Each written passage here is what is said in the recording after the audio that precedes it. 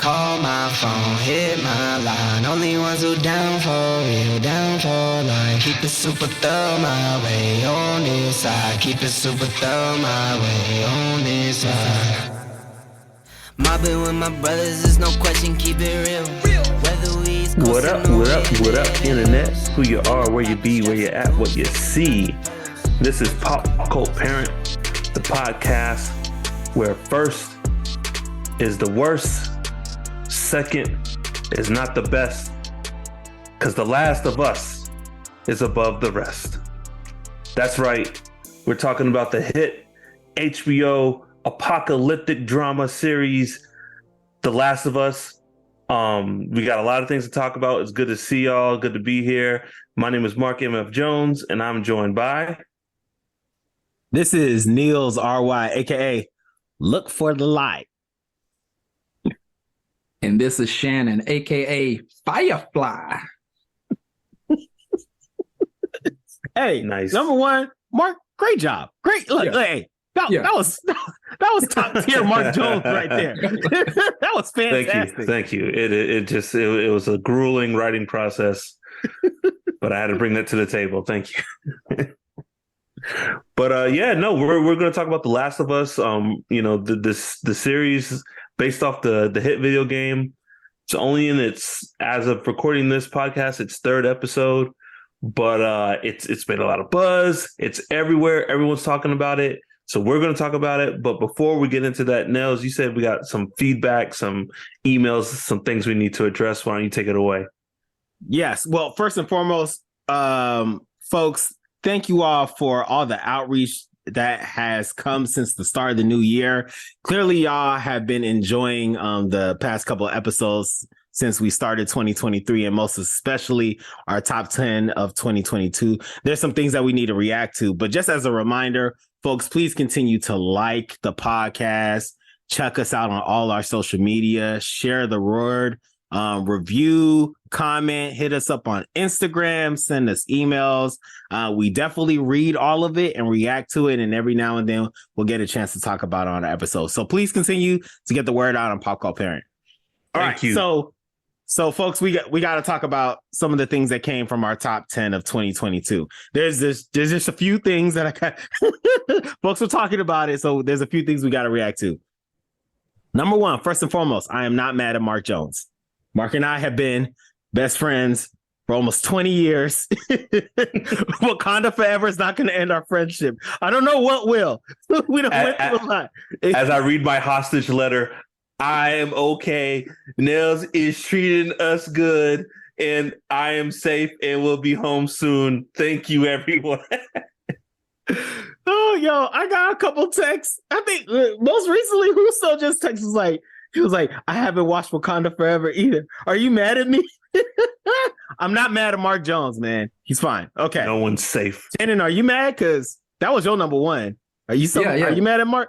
Yeah, no, I've been giving him the silent treatment this whole time. That's why I haven't said a word. Nah, we're good. So number one, we've moved on. Number two, TMNT, Rise of the Teenage Mutant Ninja Turtles, the cartoon movie. Mark, you are 100% correct. That movie was fantastic. I didn't give you any grief.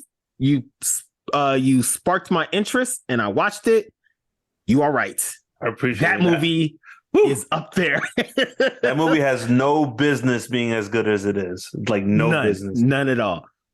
Next, shout out to Rory. Shout out Rory. Rory mentioned that for those of us who like Top Gun, that we should check out Devotion.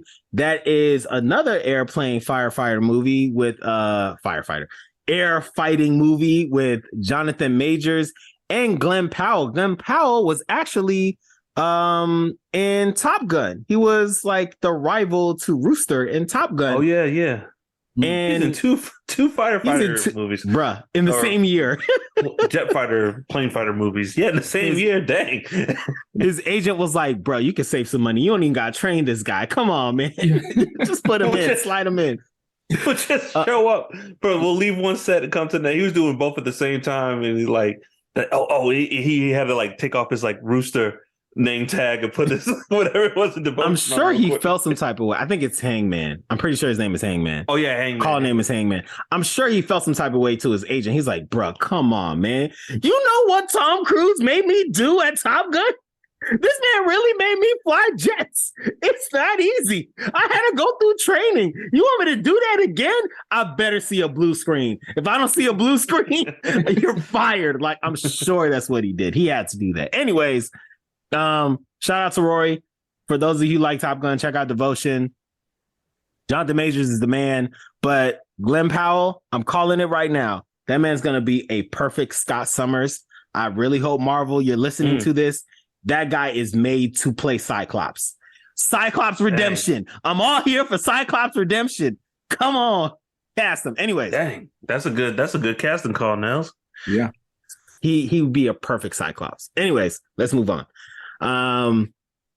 Two more things. One, Shannon, on your list of things that you're excited for 2023, you said Last of Us, and funny enough, the next episode from our top 10 of 2022 is us doing Last of Us. So Shannon, you continue to be the GOAT when it comes to this here pop cult parent gang. The trendsetter. I was gonna say you came straight from parental leave, came out smoking. I was just basically in my chamber, just warming up, getting rested. But I gotta be real. I did not expect it to be like that. I thought it was gonna be a good show, and I was like, yeah, I'm looking forward to that, so I can catch that. Yo, woo! I did not expect it to come out like that. Exactly. Shannon, you the man. And then my last thing to react to, Shannon, this also came from you. You mentioned that, if we did not get invited to the Rock Nation brunch, there might have been a particular reason for that.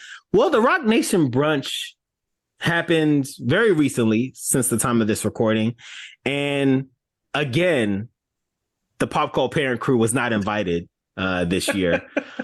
We're not here to cast stones. We're not here to point fingers, but we were not invited to the Rock Nation brunch again this year. And Wakanda Forever was in my top 10 list. Shannon, it was your number one. Mm-hmm. Yeah, I'll just leave it there. Yeah. I don't know what else to say. Yeah. I am just disgusted by the act I'm seeing before me, the farcical slander of my choice of movie. Look, Ryan, Mr. Coogler, we love you here at Pop Cult Parent. Don't let these two try to paint me in any type of light. I've seen all your movies. I love your movies.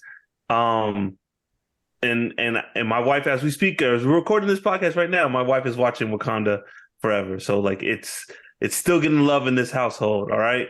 It just didn't make my list. And I'm sorry. You're a good man.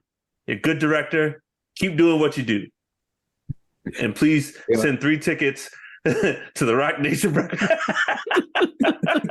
Please, courtesy. Just know we are a package deal. So maybe he was mad about Wakanda Forever. I don't know. We're a package deal, but I don't know. All 3 of us go and none of us go. Yeah, the Grammys are tonight too. We didn't get invited to that. Is that my fault? Yes. yes, it is. Shannon, you're a good one. You say you package deal. If I got a ticket and y'all didn't, I would take selfies and be like, look where I'm at, y'all. Anyways. Wearing the t-shirt at the Gram at the Pop Cult Parent, yeah.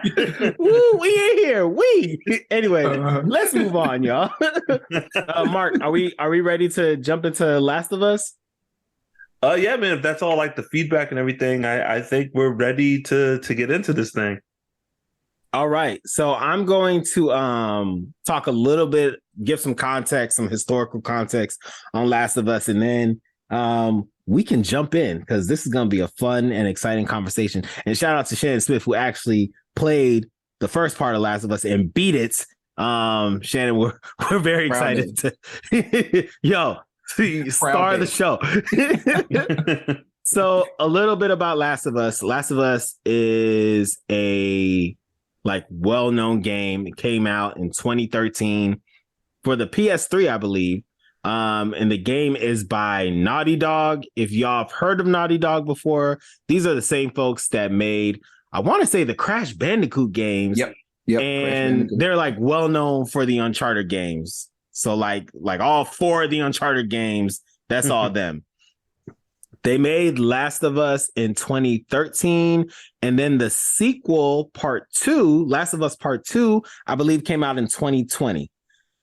So that's a little bit about the game. It is one of the greatest games of all time. That's not just me saying it. It literally has some of the top scores, one of the best-selling PlayStation games in general. Whatever. Y'all clearly know it was good. They have a TV show after it. And how many video games got Metal Gear Solid don't even got a TV show. So that's neither here nor there. A little bit about this HBO show. It came out earlier this year in 2023. It stars Pedro Pascal as Joel and Bella Ramsey as Ellie. You may remember Pedro Pascal because he's in The Mandalorian. He was in Game of Thrones. He was in Narcos. He was also in Wonder Woman 1984. We don't talk about that, but he was in it. Wish, your biggest wish. Damn, life is good. Dr. Seuss villain. Life is good, but it can be better. I really liked him in it, but can I do? My favorite part of that movie is when Chris Pine's character is dying, and Diana's running to go save the day, and you can't see him, but he's like, "Go, Diana, go!" Off screen, dying in the corner. I'm like, "Yo, what is this movie, man?" Oh, I love it. It's so good. Terrible. It was terrible. Anyways, Pedro Pascal and Bella Ramsey. Of course, you know Bella Ramsey because she was in Game of Thrones. And yes, that is what they have in common. They were both in Game of Thrones. They were not ever filming together, but they were both in the TV show. A little bit about Last of Us, the TV show. The reception for this show, as Mark hinted to, is bananas. I have some statistics for you all.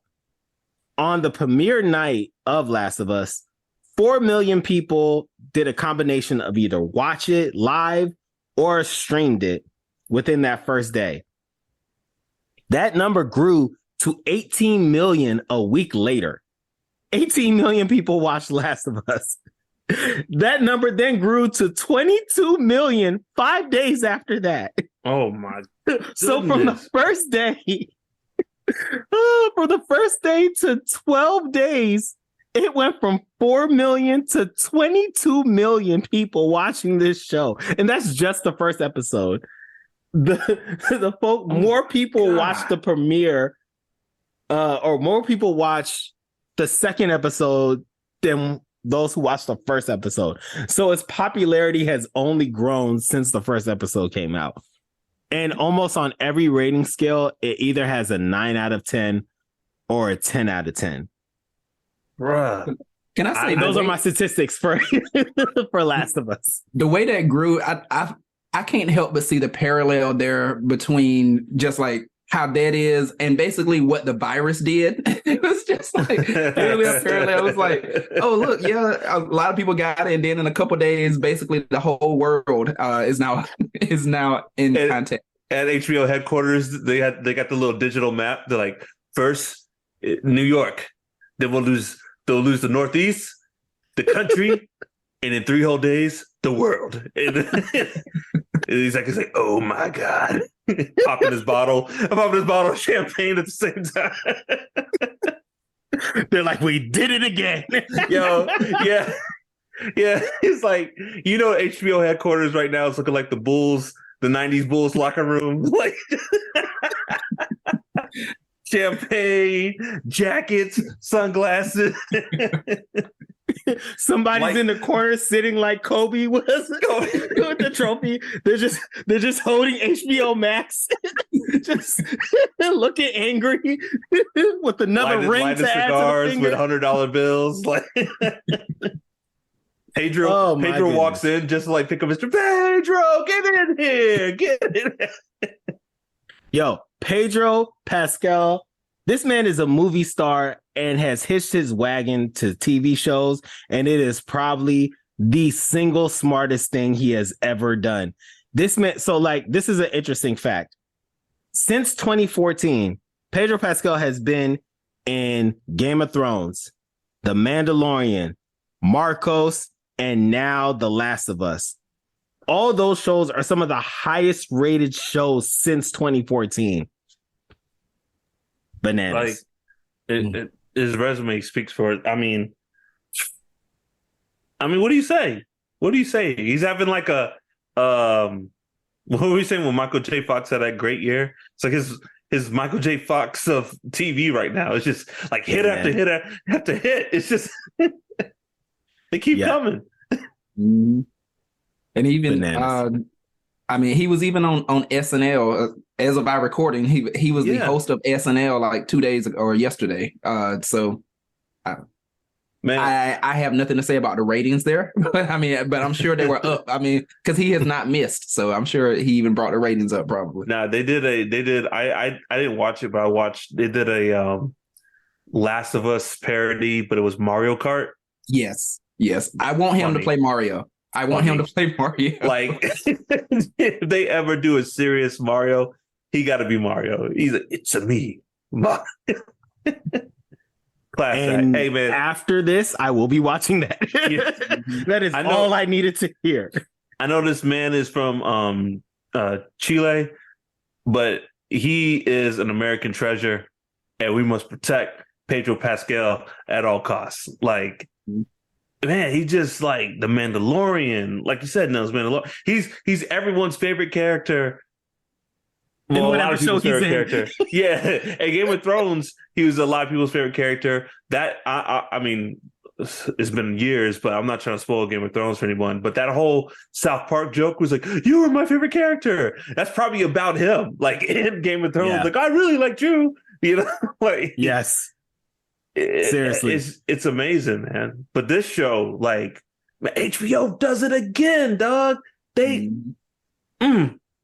know what they're doing over there. There is somebody in that office who is so cocky, like James Cameron cocky. Like there was just somebody there who was like, "Yo, tell me something. I really want you to tell me something," because no one has been able to tell me anything since 2011. Tell me something. Somebody, anybody. 2011, bro. Like The Sopranos, 6 Feet Under, Bruh, I The mean, Wire. Oh my! The goodness. Wire. Like it wasn't HBO's motto at one point, like "We know drama" or something like that. Was that them? That sounds about right. And Like, if it wasn't, it's them. It should have been them. Your network is known for making some of the greatest TV in like human existence, and you just keep pumping. And you know what the thing is? Even their smaller shows are hits and winning awards. If you guys like Last of Us, I recommend a miniseries called Station 11. It's not like zombies or whatever, but it has kind of the same energy. Very good, very good. Another HBO gem. You don't got to go anywhere to look for it because it's on HBO Max. Yo, I promise we're going to talk about Last of Us, but really quickly, when's the last time HBO made a bad show? You don't hear about them. Maybe I feel like a lot. Well, let me slow my roll because now I can't remember which streaming platform it's on. But I feel like there was a lot of backlash about the what's the person from Scooby-Doo? I forgot her name. Oh, Velma. Yeah, I have not seen it, but I feel like a lot. That's Warner Brothers. Oh, Yeah, that's Warner Brothers. It happens to live on HBO Max, but Shane, that the people at HBO had nothing to do with it. They were just like, you can come and stay here. It's like, bro, I didn't know you act like that. HBO's like, yo, change the name of the app, bro. But Don't put our name on that. this real quick about Velma. I saw something that it beat. I'm using air quote. It beat like Dragon Ball Evolution as like the worst rated like thing on IMDb. Oh, wow. It is now below Dragon Ball Evolution. But hey, I'm gonna say this about Velma. I've only seen like the first 2 episodes because HBO Max put them out. It's not good, right? It's not a good show. But I feel like it's getting a lot of hate because the algorithm is rewarding hating that show. Like there's jokes in this show that I bet you if they were in Rick and Morty or Venture Brothers or even Family Guy, people would laugh about them. But because it's Velma, they're like, they're just trash. I don't know. I think people are being a little hyperbolic with this show. It's not good. Don't like waste your time watching it. Is it worse than Dragon Ball Evolution? No. Okay. No, Dragon Ball Evolution's so bad, dog. That is one of the worst things I've ever seen in my life. I don't know. I don't think it's worse. If I had to watch either one, I'd probably watch Velma because Dragon Ball Evolution is like the worst thing I've ever seen. You know what a big Dragon Ball Z fan I am. Are you talking about some disappointment? Man. One more thing. Did you sit in the cold shower when you got home that night? Did you feel violated? Cold shower. I just crouched up in a ball in the shower. Just like couldn't believe what had happened, man. Shannon punched his mirror. Or just punch the air like dude from Boys in the Hood. Yeah, Cuba. Oh God. Okay, for another day, we can have an episode on what is the worst movie ever because it's either that or Avatar, like The Last Airbender. Yeah, Avatar. It's one of those two. Well, let's move on from Last of Us or to Last of Us. So, first thing I'd love for us to talk about in this, Shannon, I'm gonna hand the mic to you, is the video game. So, like Shannon, I'll just I'll talk very quickly about the video game, and my perception of the video game, but like. We'd love to hear from you. So, of course, Last of Us is based off of the 2013 PS3 game, The Last of Us. And like we can talk a little bit about the context of the story, but just like really quickly, I played the first 30 minutes of Last of Us, and this game was so dope. But it wasn't dope because of like the gameplay. Like the gameplay was good, but like I didn't care about the gameplay. I was literally playing the game so I could see the story. Like I was very invested in the characters and I wanted to know what happened. So much so after I played the 30 minutes, I like went on YouTube, and this was like the first time I ever did this. I went on YouTube and looked for the walkthrough of Last of Us just so I could see the story. I think I watched 5 hours of the walkthrough because it was like a great movie. It was just like a stellar, very long movie, and I was invested in the entire thing. And I just knew, like, I think, Mark, I even talked about this in one of our old Pop Cult Parent episodes. I was like, yo, this might be one of the greatest video game stories ever.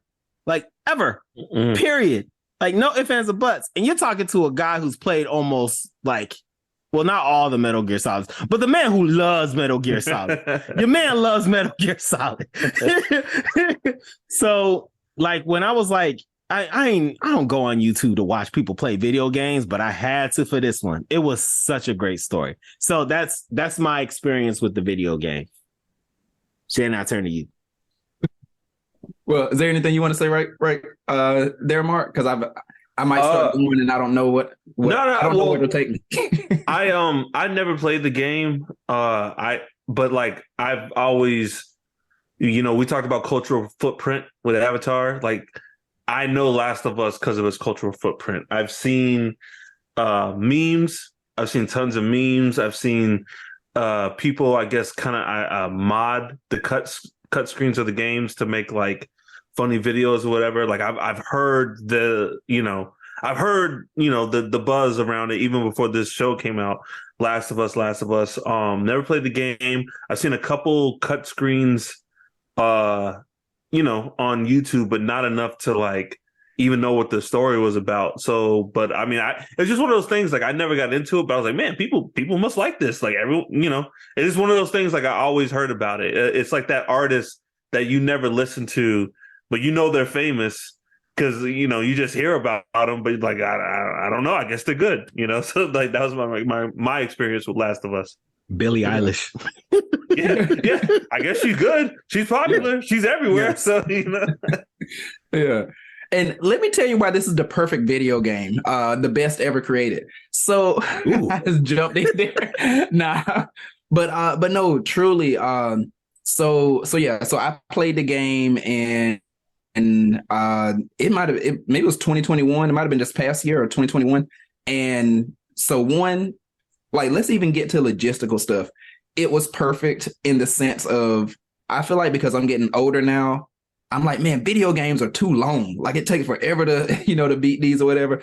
And they're all open world. Take me back to 11-track CD world, dog. I don't need these double pressed albums. Exactly. I don't need open world. Just tell me to keep going to the right. Like that's all I need. Yes. But this one, truly, this one was perfect in the sense of, because I think, what I played was the PS4 remastered on PS4. So because it came from PS3, it was still that thing where it wasn't a complete open world. It was sort of open world, but you still are sort of pushed to go in a certain direction. So that was perfect. The length of it, all of that. Now let's get to the bigger stuff. This story, I agree with y'all. I'm sorry. Yeah. Can I interrupt? Could you try your best not to spoil anything? We'll see. Is it possible? Should have said no. I promise nothing. It's your problem. It's not my problem. You haven't played the greatest game ever. This game came out 10 years ago. Shut up. Deal with it. They have had 3 versions of this video game. If you have not played one of them and beaten it, that is on you. All right, I'll take that. But so I'll say, yes, the story is a beautiful story. It's amazing. You see growth here from Joel just being like, I don't know, this rough guy or whatever, which I mean, still this rough dude, but he ends up caring about Ellie so much. Spoiler from the beginning, but you're going to find this as soon as you play the video game or as soon as you watch the first episode. There's this huge parallel between, like, his daughter is killed, and then there's this huge parallel where, I mean, he doesn't like Ellie at first, but then he loves her so much, and just the things that he goes through to make sure that she survives and makes it to the place she's supposed to go. And then even then, I won't spoil, but there's some stuff there's a whole purpose for getting her to this end place. And let's just say he sort of takes matters into his own hands, and it's like, it ain't going down like that. So, but anyway, the game is amazing. As we mentioned, the story, the things from the weapons to you go through this thing where you get to play as Ellie some, you get to play as Joel some. I'll say this: Joel gets hurt really bad in the game, so you're Ellie for a while. You're doing all this stuff, and it's just this wild flip flop thing. Again, the weapons. It's interesting because as I was playing it, this is gonna sound wild, but like I saw myself getting better at the game because like there came this point later where, like, for some reason I'm just not that great shooting in games. It's like it's like shoot and you'll hit somebody. But later there was this point where you're sort of, there's this whole shootout going on, and I was like, yo, I'm like catching people like one shot, like headshot, like bow. I'm like, I'm not that. Like, I'm these not dudes. Shannon's like, I'm putting in work. Yeah, I come see this. All this. So it's. But yeah, it's a great story. Video game is amazing. We're going to see this throughout the show. I know we've already seen 2 different kinds, but there are different kinds of, I guess, quote unquote, like the zombies. There are these things called bloaters, clickers, and I think they're called runners. That's like basically like the people that are just like zombies. And Yo, runners is a terrifying name for any type of zombie creature. I could deal with clickers and bloaters. Runners sounds terrible. Anyway, sorry, Shannon. Because I'm like, that's always that question. Whenever we talk about a zombie apocalypse, we're like, oh, would you survive a zombie apocalypse? And it's like, what kind of zombies though? Are they like the zombies from The Walking Dead or the zombies from like 28 Days Later? Because that's it. That's the ultimate question there. Yeah. Yes. Yeah. Unless you run a 4-3, how many people getting out of that situation? And so again, like I say, I'm dancing around the game a little bit, but still, I played the game, I beat it. It was worth all the time I played. It is a beautiful story. It sets itself up for a part 2, which happened. There's a part 2 to the game. And you end up caring about people. They die, all types of things like that. Now, I want to say something really quick about the show period. I'll just say that the show period does a great job of aligning with the video game. I will say episode 1, especially maybe about the first half of episode 1, that was literally the video game on screen. Even from the stuff they were saying, like when they in episode 1, as they're like trying to get out of the town, get away and stuff like that. Literally the words they were saying, that was the dialogue from the video game. It was like, oh, make a left here. No, they'll be okay. Oh, that's so-and-so. Like literally, I was like, man, that's the video game. The fact that in episode 2, they introduced clickers already, which is, if you play the game, clickers are not really something you really want to mess with, but they're already introduced. And then even when they stray away from the source material, I think I support the decisions that they make because, again, episode 3, I just sort of lightly mentioned that. Oh, we're going to talk about episode 3, brother. Okay. Well, we'll go into further detail, but I'll say this part now. With episode 3, as we talk about Bill and Frank, in the video game, you never actually see Frank alive, I guess. So you don't really get to know him. And the way that Bill is the same, but Bill actually, he goes through the game with you for like a chunk of it, or for a section of it. He's doing stuff. He's got traps at this and that. So it was very different in the show because him and Joel didn't really go through and do some stuff, but they went away a little different from the video game. But I'm like, yo, I like what you did here because they show this whole, like, you get to know who Frank was. It's like, basically, it's this whole love story. It's great. Didn't know that from the video game. From the video game, they hinted at Frank and Bill were together. It was like hinted at. Wasn't it it's kind of just like a joke, like a you find, because I've read about this, I haven't played it, but you find Frank and it's just like, and there's a note of him talking about Bill or something like that. I mean, we could just go in and talk about that because I actually did. This is right around time. I couldn't, Shannon, just so you know. Yeah. Like I pretty much, after I was upside down shooting, trying to save Ellie. Oh yeah. The runners, like, stay away from my surrogate daughter. I was upside down trying to shoot him. That's when I like stopped playing the game for the most part. But I do remember that, like, just to kind of like tell y'all, and I promise you, we're gonna talk about episode 3. But like, you never, like Shannon said, you never see Frank. His name's Frank, right? You never see Frank. But you never see Frank alive. You do end up with Bill, like exploring the part of town that Bill never goes to. And you see Frank, like Frank has died by suicide. Like he hung himself because he got infected when he was trying to escape. And he leaves a note to Bill saying, like, I've always hated you. I hate your guts. Like, I wanted more than just to be stuck in this town with you. Like, you'll probably never read this because you're too scared to come to this part of town.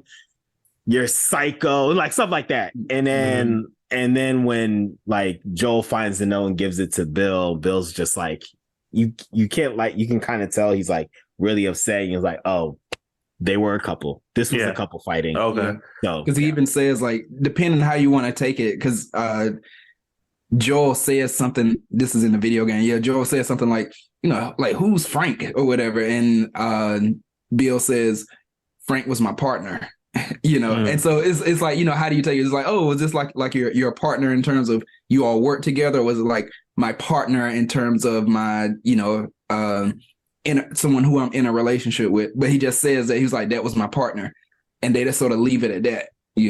Gotcha. Mm-hmm. All right. So, Shannon, thank you for breaking down the video game. Appreciate you, brother. There, just to kind of like, we're going to talk about the first 3 episodes of Last of Us. And the first thing I wanted to talk to y'all about, just in general, is mushrooms. Like, I want to talk to y'all about mushrooms. Like, we've all look, we're born in the 80s, raised in the 90s. We're probably the generation that knows zombies better than anyone else. You know what I'm saying? When we were born, Night of the Living Dead had a second version already out. You know what I'm saying? I had that on beta in the room at 4. Like, we have seen so many iterations of zombies. There is an entire series on AMC that has 3 iterations of it because of our obsession with zombies. I say all that to say we know zombies better than anyone. I have never seen zombies shown through the eyes of cordyceps mushrooms. I've never thought of it, never conceived it, and I'm still flabbergasted by it, even though I played the game 10 years ago. What is y'all's reactions to just like the concept of mushrooms being an integral part and how they tell the story of these of the infected in Last of Us? I'd say right quick, and then I'll go to you, Mark. I just gotta say this quick. I hated it. Like, not that it's a bad. No. This is what I'm saying. Not that it's a bad thing. I think that's amazing, and that makes it so real, and that's why I hate it, because it really feels like, when we think of, Night of the Living Dead, all those things, zombies, you're like, okay, something weird happens, and then zombies, you got to get bitten and this and that. This is like, it can be mushrooms. It can be some infected stuff in the flour that you use to make a cake. Like, and that's how it spreads. I was like, I hate that, because it seems so real. And then, I just hate that, because I'm like, that is so real. It feels like that could happen. And then the other thing is like, so that happens in nature. Like there are actually like certain bacteria, parasites, things like that will attack certain bugs or whatever, and they basically, like, they'll say like it turns it into a zombie, but essentially it does. It does. It's terrifying. It's terrifying. And it's controlling that bug, and it will cause the bug, just to do weird stuff. Like, the bug is like, oh, I'm going to purposefully get eaten by a bird, because then if it gets eaten by the bird, then that bacteria, that parasite, whatever, is then going to be in the bird and, doing stuff like that. And I'm like, it happens in nature. And so you're just like, so how big is too big that like it won't affect you? Because it's like, okay, sure, it happens to a beetle. Maybe it could happen to a bird, but you're like, no, nothing should be big enough to like that happens to a human. But this show has you like that could happen. Yeah, I digress. Go ahead, Mark. No. I love it. And like getting to that, the first scene of the first episode, I loved it when they had like the talk show in the 60s, and they're talking about viruses and blah blah blah, and the guy's like, well, fungus, and they go into fungus can't live in human bodies, they're too hot. Was like, well, what if the earth got hotter? And fast forward to us at 23, like, oh shit, like, and then it goes into it, I was like, oh, like, and apparently Shane Kirk, that's not in the game, right? Like that whole little, that's on that for the talk show. Yeah, that's a show creation. I was like, yo, I am, dude, that first day I was like, yo, I'm ready for this show. I love the idea of mushrooms or fungus being the cause of the virus, because it's like it puts a slight twist on the zombie, because it's not like, traditional zombie, shoot him in the head, destroy the brain, you know what I mean? But this, it's like, it's a little different, because the mushroom is keeping the subject alive. So I don't know if just shooting them in the head one time will necessarily work. And it's like, it's not like zombies where like zombies can go underwater and still be alive. Like the mushroom can't necessarily do that because, you know, it wants to keep its host alive. So it just kind of makes this cool dynamic of like what a zombie can and can't do. And then the whole aspect of like the community, the shout out to the Super Mario Brothers movie, The Fungus is Among Us, and you know, they prove it in nature. Like, Doug, I heard somewhere on Nat Geo or something, they found one time like a fungi colony that like stretched to like across different states. And they could tell, like, by doing like genetic testing, it was the same organism. So it wasn't just like, oh, this is just. It's like, no, this thing like lived like miles and miles and miles away, and so it's like, what can that, like, how they're going to tie that into like this world? I think it's just an amazing concept. Like, and I think they're working with it in the show, and it's just cool. It's just really cool. I highly recommend, if you are interested in mushrooms, to watch a Netflix documentary called Fantastic Fungi. I had a personal trainer who was like, you need to get some mushrooms in your system. And I'm like, why? He's like, watch Fantastic Fungi. And I said, yes, sir. I watched it. It's about maybe an hour long, 45 minutes to an hour long. It is going to blow your mind, just all the things that mushrooms do. Mushrooms do everything, bruh. Like mushrooms have saved the bees. Mushrooms has cleaned up oil from the oceans. Mushrooms get you high.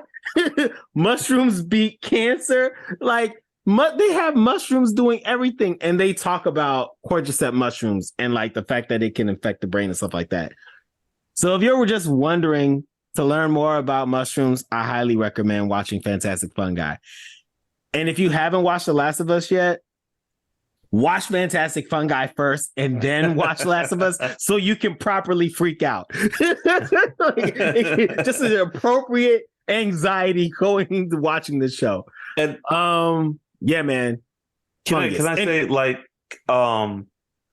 if we're like to start with episode 1, my favorite parts of these movies are like the moments before societal breakdown, like the little moments where like you know, people are walking down the street and someone's doing something peculiar, or the TV in the background, unrest and Dubai. I don't know, you know what I'm saying? Like I love that, just like see, like, because we know as an audience what's coming, like, oh man, oh here it goes.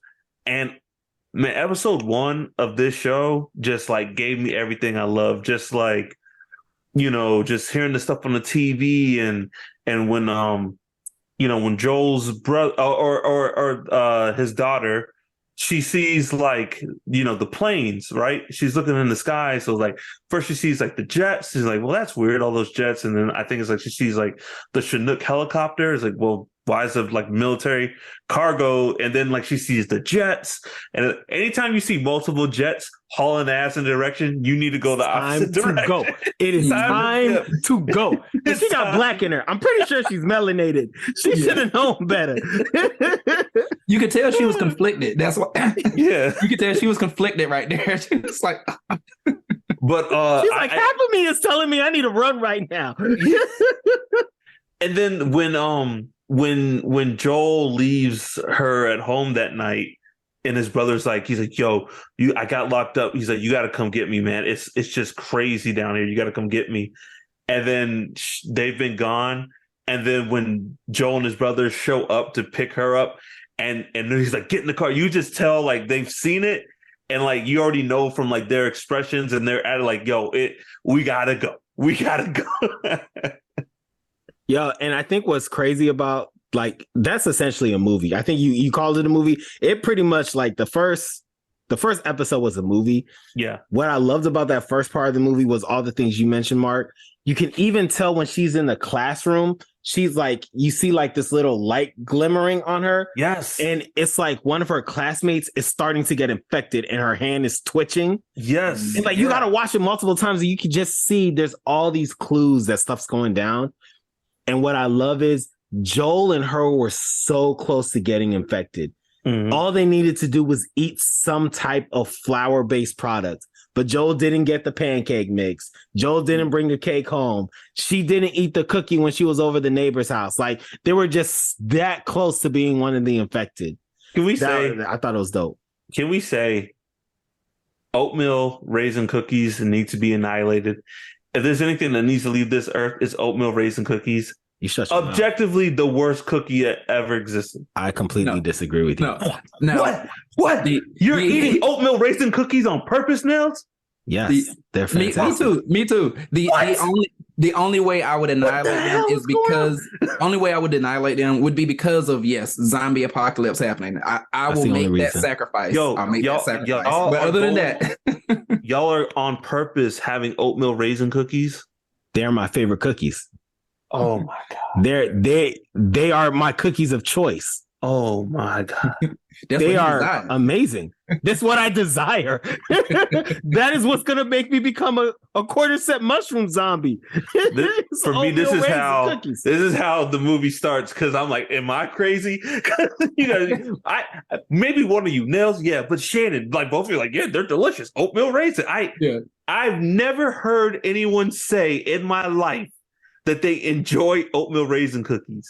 That's amazing. I like it. They're not my favorite cookie, but they are definitely like, okay, as I'm going through choices of cookies, if that's there, yeah, I'll take that. I like it. Well, I guess salad of cookies. I guess Oreo is technically my favorite cookie, but my number two, in like traditional cookie sense, oatmeal raisin. Yeah, I love them to pieces. Mark, that just means we're good friends. We support each other. If anyone was to present you an oatmeal raisin cookie, just know your boy got you. They won't be for knots. Mhm. I will enjoy them. You learn something every day. Just our friendship is slowly breaking down. Slowly breaking down. Wakanda forever, now oatmeal raisin cookies. Just slowly but surely dwindling. Oh my god. Oh, man. So, all right. So jumping in, Shannon, you talked about, the similarities between episode 1 and the video game. I 100% agree. I saw some similarities.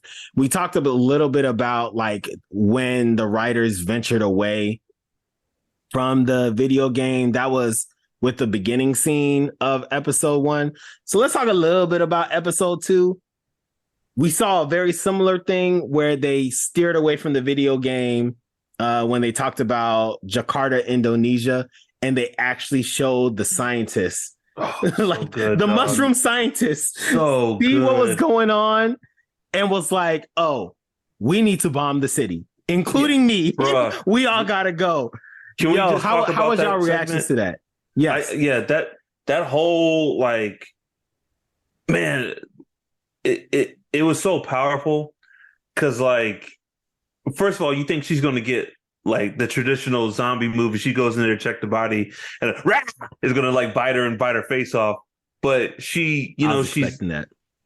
she's in there, she's cutting it open and she sees the fungus. And then it is in that scene, does the fungus try to like get her, like grab her as she's, It's like moving or Yeah, something. right? Yeah. and she's like, and so she's like, where'd you find this? And he's like, oh, he got bit, blah, blah, blah. And that conversation she has with that dude is just like, it's so well acted, it's so well executed. The script, like, I think she said something along the guy, the military is like 14 people are missing, and they've been missing for, I don't know, like so many hours. And he's like, what do we do? And she's like, bomb this city. Bomb this city. And and what I love about that scene, because then she's like, can I go home? Because she knows that, like, if you bomb us, we're doomed. But if you don't listen to me, we're doomed anyway. So I just want to go and be with my family. Like, man, so good. Such a good scene. Yeah. And I also like the part that she threw in there where she's like, I have studied this my entire life. I have dedicated my entire life to this. There is no cure. There is no vaccine. And this isn't like, oh, because I've recently learned this. My entire let's assume she's been doing this for 50 years, like 40, 50 years. My entire 40, 50 years of research have shown me there is no vaccine, there is no cure, it cannot be created. We lost already. Mm-hmm. My goodness. Yeah. Yeah. The start of episode 2. Oh man. But yeah, so like Shannon, correct me if I'm wrong, but this was not part of the video game, right? Like this scene. Yeah. That wasn't. Yeah, Doctor was made up for the show. Do y'all know what she says exactly? She says like bomb this city, and then does she say like bomb every city in 30 miles or something? Like I forgot what she says exactly. Yeah, I don't remember either. She says bombing. Like she says bomb the city. Yeah. Like, and just like leaves it at that and is like, can I go home? Mm-hmm. So as we continue on in episode 2, again, like I just saw a lot of parallels to the video game as well. And we just learn more about like Tess and Joel and their relationship, and just like some of the ridiculous things that happen outside of the QZ, and all the dangers that they have to like think about and keep in mind. And Shannon already mentioned how we get to meet a clicker. And shout out to the folks who made this show, because it was just as scary seeing a clicker in the TV show as it was when you first meet him in the video game. Mm-hmm. Shannon, I kid you not. When I first saw a clicker, this is the sound that I made. I dropped the controller and I moved back because I wasn't expecting to fight a mushroom zombie. It was scary, man. Yo, saying I got killed so many times early on because I still remember the level. It was during that level where like Tess was still alive. You ran into one of those. You see a bunch of the runner guys, and I'm like, oh, a clicker, and they're like, oh, you just got to be quiet when you go by it. And I'm like, oh, that doesn't seem too hard. You go right beside it, and it's like, game over. Like you step on a piece of glass or something, and it just bites your face off. Like, dang. I was going to ask y'all something about the game. Do you come back to me? I forgot. Bet. So, I think one thing we should talk about is just Tess as a character. So this is the last time we see Tess. And we kind of know a little bit about Tess, both from the game and from the TV show. I think we're meant to believe that Tess and Joel have some type of like romantic relationship. We don't know the level of romance it is, because we've seen the 3rd episode. We know that they've been together for many years. Yeah. Many years. Speak on that? Yeah, go ahead. I think it's like in what is it, Bill's letter to Joel at the end.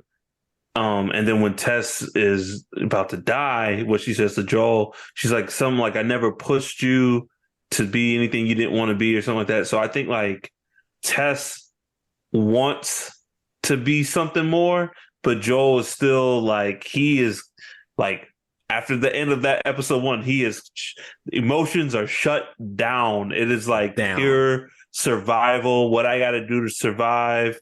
If I have to be cordial and nice to people or meet people to survive, but like, I will not let another person in here. And I think, him and Tess, they might have something there, but like Joel is like, nope, business, strictly business. We work good together. We work well together, but you and I are not like, he can't let no one in. And I assume that's, looking at like narrative tropes, that's where we're going to go with him and what's the young girl's name? Ellie. Yeah. Mm-hmm. Yeah, no, true. Even with that, again, like making the parallel to the game there, it was, I'll say, so that place that they walked in, again, like the place that they went in, and when later she said, oh, I was bitten or whatever, my luck was going to run out sooner or later, it's interesting because they did such a great job, because that looks exactly like the place in the video game. Just like it. Yeah. And the only thing is they veered a little from the video game there, because in the actual video game, there are humans after them. I don't know, some rogue group or whatever are after them at that point. And so Tess stays behind. She's like, I'll fight them, shoot them, slow them down. Y'all go get away. But they're actually just regular humans. But then, in the show, it was different because it was the actual zombies. And we just mentioned that kiss for a second. That was a weird thing. Like the zombie kissed her and put the fungus stuff in it. It was just weird. I ain't never seen it. And she was already infected. So what we doing? What we doing here? Yeah, I didn't. Yeah, so like I was trying to understand the kiss, Shannon, to be honest with you. Mm-hmm. I think actually episode 3 helped me understand that kiss, which was like, that was an act of love from Tess. It wasn't like she was sacrificing herself as an act of love. And so that kiss symbolized like her love for Joel and the sacrifice she was willing to make to Joel. That's a really weird way to symbolize love, but that's the best I got for you. Because I could not understand. I'm like, why are you kissing an already infected person? Like, I know, I didn't get it. My only hang up with that scene is like, she threw like 80 grenades on the ground and Joel didn't pick up one. Like I would have picked up at least like 2 of them joints. She's like, get out of here. And he's like, oh, and like, dude, like a video game, grab one. Like, just grab one. In Joel's defense, he's not the sharpest tool in the shed. Yeah. Joel is very much reactionary. He's not proactive. Yo, Shannon, can I ask you? I was listening to the creators talk, and apparently that like the signaling, when Joel disrupts that one body and it signals to the other, I guess, runners. I guess that's not in the video game. Not with the fungus thing. Nah. Yo, so apparently, no, go ahead. No, I was gonna say the only thing close to that is just if you end up making noise in the video game, like it might attract a bunch of them, but I don't think just doing something. Yeah. There is something about stepping. You remember, Shannon, when you step on a certain fungus, it sends a signal. And so like some of the runners come towards you. So like you have to be mindful on where you're stepping because certain like roots can make a signal to other folks. But that's the closest thing to it. Yeah, it's scary. Cool. So that's a little bit on the second episode. Any other thing before we jump into the third episode? I'll just say that I really like the look so far of everything. Like you guys say, it looks just like the game, just like how the world is set up, how nature is already like taking over these cityscapes. Dude, I don't know how you feel, Shannon. I really like Ellie. I think like she's usually this type of character, the angsty, not gonna take no crap teenager is like hard, like a hard pill to swallow in a lot of these like things, but like she's really good, man. She's really good. I think it's good because she has attitude and she's smart and capable, but she's not an idiot. She's not like, I don't need you. I'm a tough teen. She understands like, no, there's zombies out here. Like I welcome the help, but like you're not gonna just talk to me any type of way either. So. I really think that. Yeah, give me a gun. Yeah. Why will you not give me a gun? That's the smartest thing. Yeah. Most realistic aspect of He's got a wall of guns. Give me one of them. Well, yeah, which is still just so ridiculous. Like, yeah, one gun, and I'm pretty sure you can trust her at this point. Like she's not going to shoot you. Like give her a gun. Can I make a prediction? And you can tell me if I'm in the right direction. Is Ellie kind of crazy? Because when she was down there in that like basement cutting the one zombie's head, I was like, is this a little foreshadowing on her being kind of sadistic or kind of crazy? Or am I barking up the wrong tree? No, I think it was, well, I'll say it like this. So I don't think she is, but you just think about your whole life, because at least Joel is like, man, I saw the world go down. It used to be different than this. And for her, she's like, this is the first time I've ever been outside. I mean, like she's not, I don't think she's like sadistic in that, but you got to be like, her world is just different and probably warped a little because this has been her whole life. That, the fact that zombies run around, the way, humans treat other humans and this and that, so I think, yeah. It's like the kids in Attack on Titan the first time they see a Titan. Because their entire world is defined by things that they have never seen before. And so when they finally see a Titan, they're like, this is the thing that has us trapped in this, like in this world, in this society. Okay. So I also don't see her as sadistic, but she is a killer. I think if anything that foreshadows her being the killer. like she is Joel's daughter. So I think that's probably what we're seeing. Are y'all ready to talk about the third episode? I just want to say, but I'll say this part just really quick. It's just always interesting. Is something like with zombie movies, zombie movies, shows, this and that like zombies are, yes, they're scary. You always got to watch out for them. But then later you get used to those, and the truly just rogue element is humans, just humans. Like that's what people who are not even sick, like that's what you end up really having to be like scared of. And obviously I can see this going in that direction too. Because the zombies become a part of nature, a part of the world. And it's like with animals, we know not to go swimming in the ocean because there's sharks in there, like don't go up to the hills because there's bears, so you learn the rules of nature. But like humans, greed and desperation, and that comes into, you can't measure that. There's no way to prepare for that.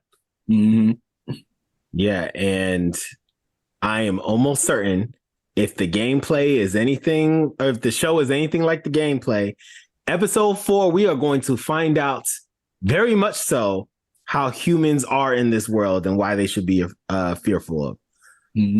But let's not jump ahead. Let's talk about episode 3. So this is where the game or the show also ventures from the game. We've already talked about how we don't really learn more about Bill and Frank's relationship. But in episode 3, we do a deep dive, and I mean a deep dive in Bill and in Frank and their relationship. I am so curious on how y'all feel about this episode.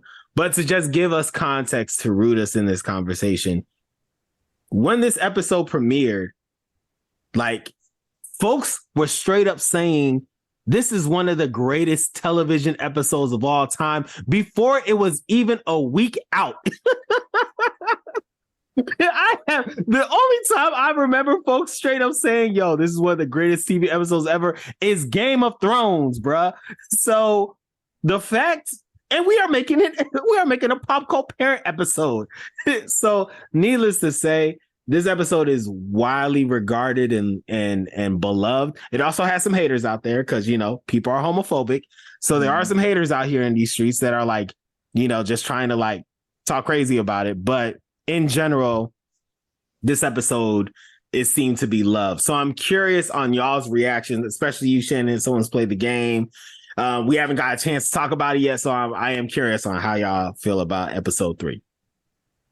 Man, it was a love story. Like the amount of love. So yeah, let me bounce between these two. So first I'll say, yeah, it deviated from the video game because as we mentioned, we didn't really get to know a lot about Frank in the game.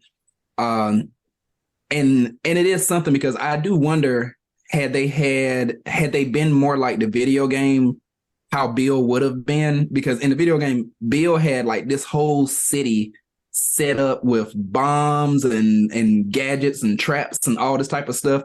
I mean, you go to a random building, like, he had his house locked down, but in the game, you go to like a building halfway into the city somewhere, and he's like, oh, wait, nope, don't open that door. Come around to the window, because I remember I set a trap there and it'll blow up. Like he had this whole town like set up with traps and all types of stuff. So I was like, oh, I wonder how it would have been to have had Bill and Joel like go on an adventure looking for stuff together. They ventured from that. And I am not upset at all, like, because we get to see essentially what Frank was. And I am like, yo, have we definitely among a same-sex couple in a show, but like, at least in any shows I watch, I don't think I've seen a love story like this. Like, it was, I mean, again, truly love story. You could see how Bill changed in terms of now I care about somebody. The line that he said, like, I was not afraid of anything. Basically, it was something where I was not afraid of anything until I met you. But saying that because now I care about somebody and I could lose you, so that's why I'm afraid. That was deep. So yeah, beautiful love story. That's mine. Yeah, man. Shout out to Nick Offerman. Like, shout out to Nick Offerman. Like, my man Ron Perfect Swanson. casting, yo. Perfect casting. My man Ron is just doing it. You know, there's, like, before I get started, you heard me say this before, man. If you just make a good story, people will come. Mm-hmm. It don't matter. You know, I think, especially now, because we want to represent so much, people feel like they have to, like, make sure it's in the writing, like, oh, yeah, and I'm a woman, and I'm a person of color. And it's like, people don't talk like that. People don't act like that. Just make a good, dynamic character, and their, you know, whatever their dynamic is, if it's race or socioeconomic, put that in the story, but don't, like, let them announce that, you know, just let them be a good character. And this episode just, like, this is a love story, dog. And you know what the greatest thing is? You know why it's a good love story? Because you could take out these two homosexual men. You could put two women in this. You could put a man and a woman. You could switch this and it would still be the good story that it is. Like I always say, Friday is a classic good movie because it's about two dudes hanging out, you know, on a Friday night. And you can switch that, put it in a different neighborhood, a different race, whatever, and it would still be at its core the same good movie. Yeah, like Nick Offerman killed this role, man. I keep seeing him doing more dramatic stuff. He did I don't know if you guys watched Devs. I think it's called Devs on Amazon Prime. He's in that doing a little bit of dramatic stuff. Just like way to run with that character, to go from like the doomsday prepper, you know, to the I'm happy everyone's dead, this is my moment to shine, this is my moment, you only get one moment, you know, like getting the gas until meeting Frank. And then even when he meets Frank, when I go back and watch the episode, when he meets Frank, there's all these little telltale signs, like he kind of up and down Frank when he first gets out that hole, you know, and he's kind of good looking. You know what I'm saying? Like he kind of gives him the up and down. And then when it's like, I didn't even think about that when he's serving Frank the food. I was like, hey, look at that presentation. Like, yeah. like you know, and he's pouring the wine the right way. He's like holding it, showing the label. Showing the label. Just, yeah, man. Like I was blown away. I was like, I can't believe this movie about fungus zombies that click has now turned into this great love story out of nowhere. It's just like, I love that stuff. You know, it's like, for the next hour, forget about Joel and Ellie. We're gonna show you this love story, and then we'll get back to them at the end. Now, I mean, I don't have anything but good things to say about this whole episode. Mm-hmm. Yeah, so I would say. One thing it had me doing was, as I was watching it, you know how you can go to the bar at the bottom, or you know, when you're watching something on HBO Max and the timing, and so you can sort of see, okay, what are the next scenes coming up and everything. And so I was doing that some, but it was sort of like, because this is such a beautiful story, so now I need to sort of know at what point is it a 40-minute mark? Like, what point should I start preparing myself that, like, bombs are going to happen and the zombies are going to come and this and that? And I mean, it never happened that way. So it was interesting because it just had you such like, this is such a loving story that I need to know when the horrible stuff happens so I can prep my mind for it. Shannon, that's a good point. I'm sure we were all just waiting for like the attack to happen, and it never did. Well, there was an attack. He got shot, and I thought I was like, oh, this is where Bill like dies, or I was like, no, that's it. That was a good story. This is when the relationship gets worse. Yeah, and they just fast forward 14 years, and they're still okay. No problem. So, all right. So I got it. This episode was so good. Part of the reason I think this is such an amazing love story is that when you meet Bill, like you are looking at this episode through the eyes of Bill. And at no point in like the first, 10 minutes of meeting Bill, did I think this man was capable of love. Like I was like, this man has given up on the world and he is excited that everything that he has been prepping for his entire life, it's now on and he's ready. And he survived 4 years, it looks like, without ever having like an in-depth conversation with anyone. I'm sure Frank wasn't the first person to stumble into his town, but like he wasn't having it. Like he just wasn't having any type of social interactions at all, and he seemed content with it. And that kind of man with that kind of personality and that kind of life experience in a world with fungus zombies was still capable to find love. And I'm like, yo, if that doesn't encapsulate the human existence of like our hope of just feeling the emotion of love and experiencing love, I don't know what will. And we were able to see these folks come together in a world like this and fall in love and have love all the way to the end. I was like, dog, this is beautiful. This might be one of the best love stories I've ever seen, and it lasted 40 minutes. It lasted 40 minutes. It's one of the best love stories I've ever seen. So yeah, man, there is a reason I think this episode was so good, because we got to see like an embodiment of the human experience in a couple of minutes. And I think that's like masterful writing. But yeah, this would not have flown without Nick Offerman. I really don't know who else you could have casted to do it. He embodied Bill perfectly and was able to do the entire range of emotions. Like he killed it, man. He killed it. Well, and to speak on what you said, Nels, it just comes down to, what do you want out of life, right? Do you want to survive or do you want to live?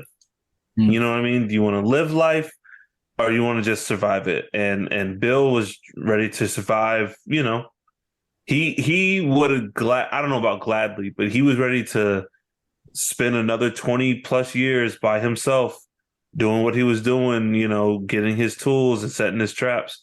And like that moment where Frank gives him the strawberry.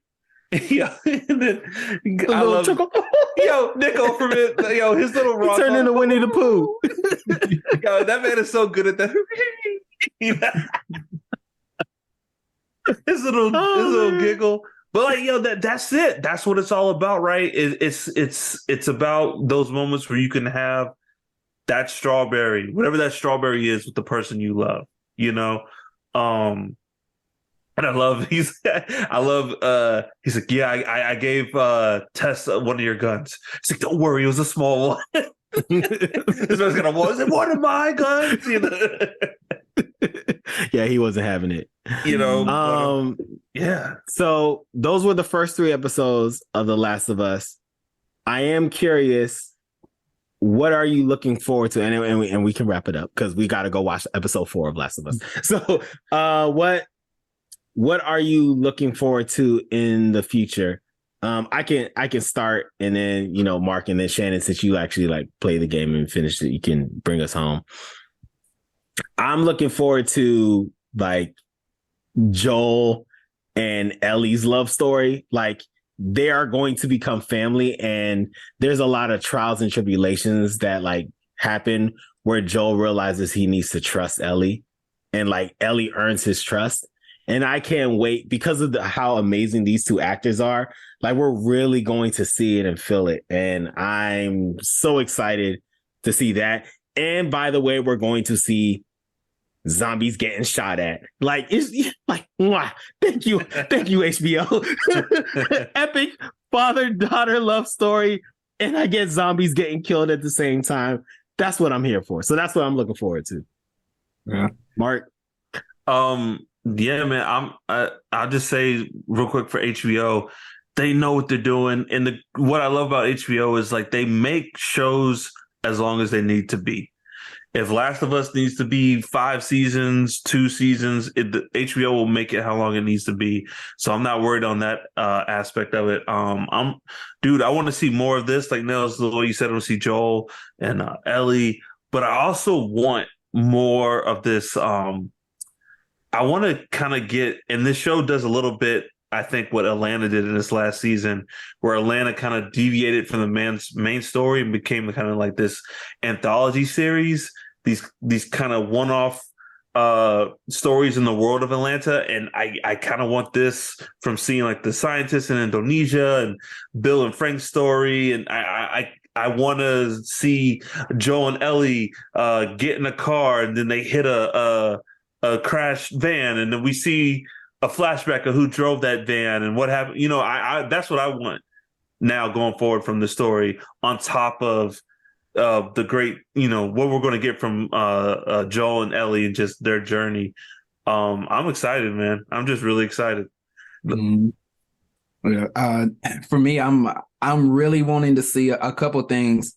One, Joel is going to go on a rampage. Joel and Ellie, like they're gonna go on some rampages. Like there are some things if they're doing like the game. Yeah, hold on. I'm sorry to interrupt you. Y'all can't see Shannon. Shannon is so giddy right now. I wish you could see his excitement in saying this. Okay, Shannon, sorry. Please continue. But truly, like it's gonna be some times when both of them are like, you know what, like I'm defending us. I'm defending, you know, whatever. They're gonna go on some rampages, get some zombies, get some humans. Like it's gonna be some bodies caught. So seeing the rampages, bloaters. I know bloaters are gonna come in. Oh God, bloaters are if in terms of the game, they're like zombie thing, but they're basically like big monsters. Like if you thought clickers were something, bloaters are like the worst. So are they the nemesis of like Resident Evil? Basically, something like that. Yeah, yeah. I think they can be taken down easier, but still, like it takes a lot to take them down. But yeah, they're huge.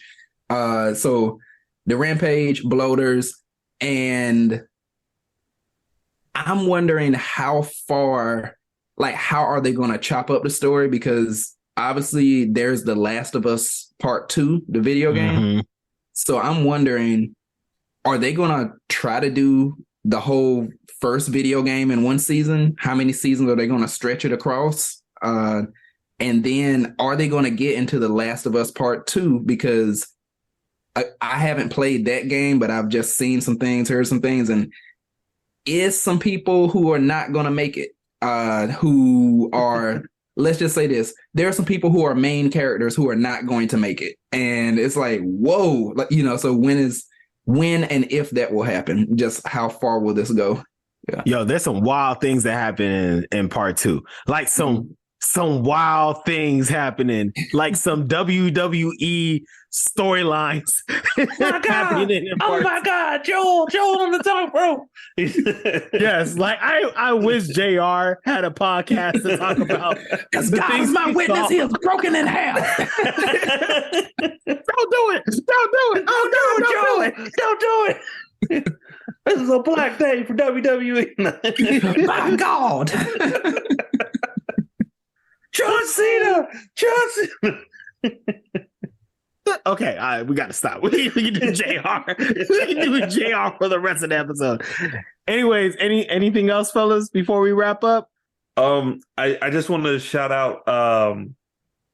I think the production designer or the makeup person, I can't remember, but it's the same person who did that job on Chernobyl. I don't know if you guys ever watched Chernobyl, but there's it's a different show, but there's definitely a lot of that atmosphere from Chernobyl translates well to Last of Us. So I was just HBO, man, just finding talent all over the place. And this, all IPs should just go to HBO. If you're a television series or you could be made into a television series, just go to HBO with your IP. Yeah. And I hate this. And I hate to say this, like, as much as I hate like the rising cost of things, but before this came out, I think HBO, maybe a month or 2 months before this came out, they raised their prices. And, you know, like as streaming services are doing that, because I think Disney Plus did it too. Like, but it's like they raise their prices, and, you know, you start being like, are you worth, even though it's like $1, it's like, are you worth that extra $1? Do I even care? And I was thinking, I'm like, HBO Max, at least of the streaming services I have, I think HBO Max is the most expensive by itself.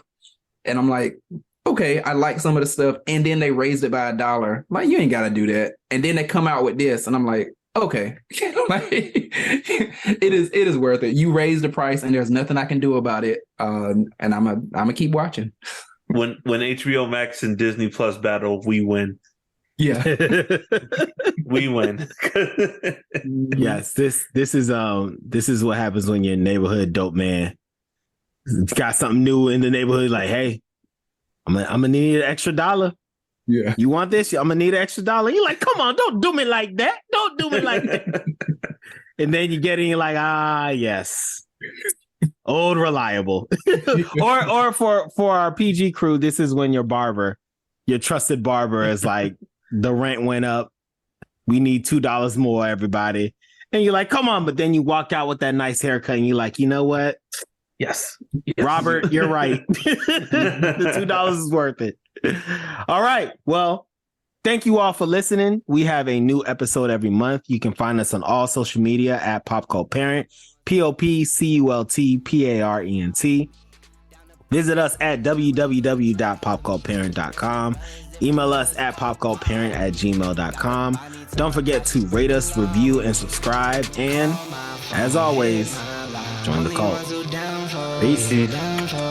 We out. Super thug my way on this side. Keep it super thug my way on this side.